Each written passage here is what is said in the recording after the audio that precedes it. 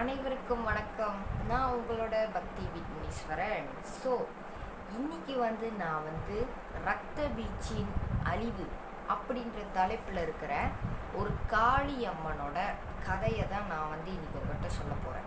So வாங்க வீடியோவுக்கு போகலாம். முன்பு ஒரு காலத்தில் காட்டுப்புறத்தில் ரத்த பீச் அப்படின்ற ஒரு கொடூரமான அரக்கன் கடுமையான தவத்தை மேற்கொண்டுகிட்டு இருந்தான். இந்த தவத்தினால அவனோட தவத்தை பார்த்து அப்படியே மெய் மறந்து மெய் சிலிர்த்து போன பிரம்மதேவர் என்ன பண்ணார்னா ரத்த பீச்சோட முன்னுக்கு தோன்றி அவர் ரத்த பீச் கிட்ட கேட்டாரு, மகனே, உன்னோட தவம் என்னைய மனதிறங்கி வர வைத்து விட்டது. அதனால் உனக்கு என்ன வரம் வேண்டுமோ அதை என்னிடம் கேள், நான் உனக்கு செய்து தருகின்றேன் அப்படின்ட்டு பிரம்மதேவர் ரத்த பீச் கிட்ட சொல்றாரு. அப்ப ரத்த பீச் என்ன சொல்றான்னா, என்னை யாராலையுமே அழிக்க முடியாது, அப்படி ஒரு வரத்தை நீங்க எனக்கு தரணும் பிரம்மதேவரே அப்படின்ட்டு அவன் பிரம்மதேவர்கிட்ட கேட்கும் போது பிரம்மதேவரும் அவன் கடுமையான தவம் புரிஞ்சதுனால பிரம்மதேவர் ரத்த பீச்சுக்கு அவன் கேட்ட அந்த வரத்தை கொடுத்துட்டார். ஸோ ரத்த பீச் இதனால ரொம்ப பலசாலியாகவும் யாராலையுமே அவனை அழிக்க முடியாத அளவுக்கும் அவன் மாறிடுறான். ஸோ பிரம்மதேவர் ஆக்சுவலி இவனுக்கு என்ன வரம் கொடுத்தாருன்னா, அவனோட ஒரு சொட்டு ரத்தம் இந்த பூமியில கீழே பட்டா, தரையில பட்டா, அது திரும்ப இன்னொரு ரத்த பீச்சா மாறி ஸோ ஒரு சொட்டு ரத்தம் உள்ள வேலை அது இன்னொரு ரத்த பீச்சா மாறிக்கிட்டே தான் இருக்கும். ஸோ இதனால ரத்த பீச்சுக்கு அழிவே இருக்காது. அதனால தான் பிரம்மதேவர் இவனுக்கு இப்படி ஒரு வரத்தை கொடுத்துருக்காரு. ஸோ இவன் இதனால உலகத்தையும் ரொம்பவே கொடுமைப்படுத்தினான். நிறைய ரத்த பீச்சை வச்சுக்கிட்டு இவன் ரொம்பவே கொடுமைப்படுத்த ஆரம்பிச்சான். மனிதர்கள், தேவர்கள் எல்லாரையுமே கொடுமைப்படுத்த ஆரம்பிச்சான். அதன் பிறகு இவன் ஒரு சவால் மாதிரி விட்டுருக்கான். இந்திர லோகத்துல இந்திர தேவர்களையும் அவரோட படைகளை கிட்டையும் இவன் ஒரு சவால் விட்டுருக்கான். ரத்த பீச் ஒரு சவால் விட்டுருக்கான். அந்த சவால் என்னன்னா, உங்களால முடிஞ்சா என்னைய தோக்கடிச்சு பாருங்க அப்படின்னு சொல்லிட்டு. ஸோ இதை இந்திர தேவர் கேட்டதுனால அவரு ரொம்ப கோபமாகி அவரோட படை வீரர்களை ரத்த பீச் அடிக்கிறதுக்காக, ரத்த பீச் கூட போர் செய்யறதுக்காக அனுப்பி விடுறாரு. அப்புறம் அந்த போரையும் தூரத்துலேருந்து இந்திர தேவர் கவனிச்சுக்கிட்டு தான் இருக்காரு. ஸோ இப்படி கவனிச்சுக்கிட்டு இருக்கிற நேரத்தில் ரத்த பீச் யார் என்னதான் முயற்சி செஞ்சாலுமே ரத்த பீச் அடிக்க முடியல. ஏன்னு உங்களுக்கு தெரியும். ஏன்னா ரத்த பீச்சோட ஒரு சொட்டு ரத்தம் கீழே விழுந்தாலும் அது திரும்ப இன்னொரு ரத்த பீச்சா பிறப்பெடுக்கிறதுனால ரத்த பீச்சை யாராலையுமே அழிக்க முடியல. ஸோ இதெல்லாம் தூரத்துலேருந்து கவனிச்சுக்கிட்டு இருக்கிற இந்திரதேவர் ரொம்பவே கவலைப்பட்டாரு. அவர் ரொம்ப மனமுடைந்து போயிட்டாரு. ஸோ இதெல்லாம் கவனிச்சுக்கிட்டு இருந்த நாரதர் நாராயணா நாராயணா அப்படின்னு சொல்லிட்டு நான் இந்திரதேவருக்கு முன்னுக்கு தோன்றி அவர் என்ன சொல்றாருன்னா, ரத்த பீச்சை நம்மளால அழிக்கவே முடியாது. ஏன்னா அவனோட ஒரு சொட்டு ரத்தம் இந்த மண்ணில் சிந்தினாலும் அது இன்னொரு ரத்த பீச்சாக பிறப்பெடுக்கிறதுனால நீங்க துர்கா தேவியோட உதவியை நாடலாம். அவங்க உங்களுக்கு எப்படி ரத்த பீச் அடிக்கிறது, எப்படி சுதந்திரம் பெறுறதுன்றதுக்கான வழியா இருக்கலாம் அப்படின்ட்டு நாரதர் சொன்னாரு. ஸோ இதை கேட்ட இந்திரதேவரும் இந்திரதேவரோட படையும் துர்கா தேவியை நோக்கி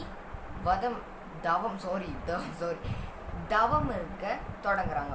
இந்த தவத்தினால துர்கா தேவியும் அங்க தோன்றாங்க.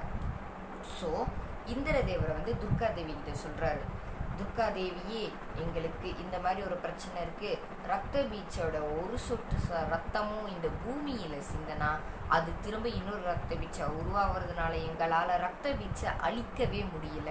நீங்க தான் எப்படியாவது எங்களுக்கு உதவணும் அப்படின்ட்டு கை கூப்பி நமஸ்காரம் வச்சு கேட்டதுனால துர்கா தேவியும் ரத்த பீச் கூட வதத்துக்கு இறங்கிட்டாங்க. இந்த வதத்தினால அவங்க ரெண்டு பேரும் சண்டை போட துர்கா தேவி ஒரு கட்டத்தில் ரக்த பீச்சோட தலையை வந்து அவங்களோட வாளால் சீவிட்டாங்க. சீவனதுக்கு அப்புறம் ரக்த பீச்சோட தலை அப்படியே உருண்டு போய் கீழே விழுந்தாலும் அவனோட தலையிலேருந்து 6 சொட்டு ரத்தம் கீழே விழுகுது, பூமியில சிந்துது. 6 சொட்டு ரத்தமும் 6 ரத்த பீச்சா மாறிடுது. ஸோ இதை பார்த்த துர்கா தேவி வந்து அப்படி குழப்பம் அடைகிறாங்க. ஐயோ இது என்னடா எனக்கு இவ்வளோ பெரிய சவாலாக இருக்குது அப்படின்னு சொல்லிட்டு அவங்க குழப்பம் அடையும் போது தான் நாரதர் அங்கே வராரு. நாராயணா நாராயணா, துர்கா தேவியே பிரம்மதேவர் ரத்த பீச்சுக்கு ஒரு சொட்டு ரத்தம் இந்த பூமியில் சிந்தினாலும் அது ஒரு ரத்த பீச்சா மாறிடும் அப்படின்ற வரத்தை கொடுத்ததுனால அவனோட 6 சொட்டு ரத்தமும் 6 ரத்த பீச்சா மாறிடுச்சு. நீங்கள் வேணும்னா நீங்கள் வேணும்னா பார்வதி தேவியை மகாகாளி உருவம் எடுக்க வச்சு அவங்கள ரத்த பீச்சோட எல்லா ரத்தத்தையும் குடிக்க சொல்லுங்க. ஒரு சொட்டு ரத்தமும் பூமியில் சிந்தினாலும் அது திரும்ப இன்னொரு ரத்த பீச்சா மாறிடும் அப்படின்னு சொல்றாரு. இதெல்லாம் கேட்டுக்கிட்டு இருந்த துர்கா தேவி வந்து கடுமையான தவம் புரியுறாங்க பார்வதி தேவியை நோக்கி. ஸோ பார்வதி தேவியை நோக்கி துர்கா தேவி, இந்திர தேவர்கள், அப்புறம் இந்திர தேவரோட படை, இவங்க எல்லாருமே கடுமையான தவம் புரியுறாங்க பார்வதி தேவியை நோக்கி. ஸோ இந்த தவத்தை பார்த்த பார்வதி தேவியும் அவங்க முன்னுக்கு தோற்றமளிக்கிறாங்க. இப்படி தோற்றமளித்தோடனே அவங்க கேட்குறாங்க, உங்களுக்கு என்ன வேணும் அப்படின்ட்டு. அப்போ வந்து துர்கா தேவியும் நடந்த எல்லா விஷயத்தையும் ஒன்று விடாமல் எல்லாத்தையுமே பார்வதி தேவி கிட்ட ஒப்புவிக்கிறாங்க. இதை ஒப்புவித்தோன்னே பார்வதி தேவி என்ன சொல்கிறாங்கன்னா, கவலைப்படாதீங்க, நான் பார்த்துக்கிறேன், இதை நான் மகாகாளி உருவத்தை எடுத்து அவனோட எல்லா ரத்தத்தையும் குடிக்கிறேன் அப்படின்ட்டு பார்வதி தேவி உத்தரவு கொடுக்குறாங்க. உத்தரவு கொடுத்தோன்னே மறுநாள் துர்கா தேவிக்கும் ரத்த பீச்சுக்கும் திரும்ப கடுமையான போர் நடக்குது, வதம் நடக்குது. இந்த வதத்தில் பார்வதி தேவி, அதாவது காளியாத்தா வந்து ரத்த பீச்சோட அந்த 6 சொட்டு கீழே விழுந்து 6 ரத்த பீச் வந்தாங்கன்னு சொன்னாங்களே, அந்த ரத்த பீச்சோட ரத்தத்தை குடிச்சதுக்கு அப்புறம் அந்த 6 ரத்த பீச்சும் ஒன்றா அழிஞ்சிட்டாங்க. மிச்சம் இருக்கிறது அந்த ஒரே ஒரு ரத்த பீச், உண்மையான ரத்த பீச். அவரு தான் இப்போ துர்கா தேவியோட வதத்தில் இருக்காரு. ஸோ இந்த வதத்தில் காளியாத்தை கொஞ்சம் கொஞ்சமாக ரத்தத்தை குடிக்க இவங்க துர்கா தேவி நேராக வாள் எடுத்து ரத்த பீச்சோட தலையை சீவிடுறாங்க. இந்த மாதிரி சீவினதுனால ரத்த பீச்சோட தலையிலிருந்து எல்லா ரத்தத்தையுமே காளியாத்தா குடிச்சு முடிக்கிறாங்க. இதனால ரத்த பீச் இந்த உலகத்தை விட்டு அழிஞ்சு போகிறான். இதனால இந்திரலோகத்துக்கும் மூ உலகத்துக்கும் மனிதர்களுக்கும் தேவர்களுக்கும் ஒரு முக்தி கிடைக்குது, ஒரு சுதந்திரம் கிடைக்குது. இதை பார்த்தவங்க எல்லாருமே ரொம்ப மகிழ்ச்சி அடைகிறாங்க. இந்திர தேவர் படைகளும் மனிதர்களும் தேவர்களும் எல்லாருமே. அதன் பிறகு காளியாத்தா வந்து ரொம்பவே ஆங்காரம் ஆயிடுறாங்க.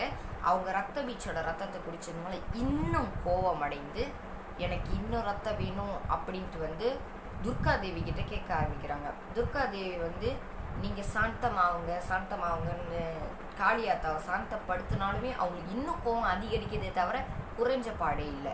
இதெல்லாம் குறைக்கக்கூடிய ஒரே ஆள் சிவன் மட்டும்தான், சுவாமி மட்டும்தான் அப்படின்னு தெரிஞ்சுக்கிட்ட துர்கா தேவி என்ன பண்ணுறாங்கன்னா, சிவனுக்கு நேராக கைலாச மலைக்கே போய் இப்படி இந்த நடந்த விஷயத்தை எல்லாத்தையும் சொல்கிறாங்க. சொன்னதுக்கப்புறம் சிவன் வந்து காளியாத்தா கோபமாக இருக்கிறனால ரத்தத்தை தேடி நடந்து போய்கிட்டு இருக்கும்போது சிவன் வந்து அவங்க நடந்து போகிற இடத்துல அப்படி கீழே வந்து படுத்திருக்காரு. ஸோ படுத்ததுக்கப்புறம் காளியாத்தா வந்து சிவனை தெரியாமல் மிதிச்சதுக்கப்புறம் வந்து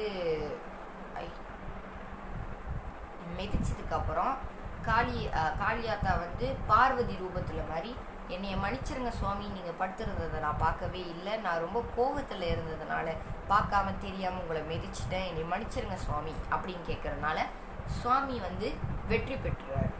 ஏன்னா காளியாத்தாவை சாந்தப்படுத்தி பார்வதி தேவியாக மாற்றுறதுக்கு. இதை பார்த்தோன்னே உலகமுமே இந்திரதேவரோட படையினர், மனிதர்கள், தேவர்கள், துர்கா தேவி எல்லாருமே சிவன் மேலேயும் சக்தி பார்வதி தேவி மேலேயும் பூவை வந்து போடுறாங்க. அது மட்டும் இல்லாமல் அந்த தலையை வெட்டினாங்க இல்லையா, ரக்த பீச்சோட தலை, அது வந்து காளியாத்தாவோட கையில் துர்காதேவி கொடுத்துட்றாங்க. அண்ட் தென் அந்த 6 அசுரர்களோட தலையையும் மாலையாக கொடுத்து துர்காதேவி காளியம்மாவோட கழுத்தில் போட்டு விட்டுறாங்க. ஸோ இதுதான் ரக்த பீச்சோட அழிவு பற்றிய கதை.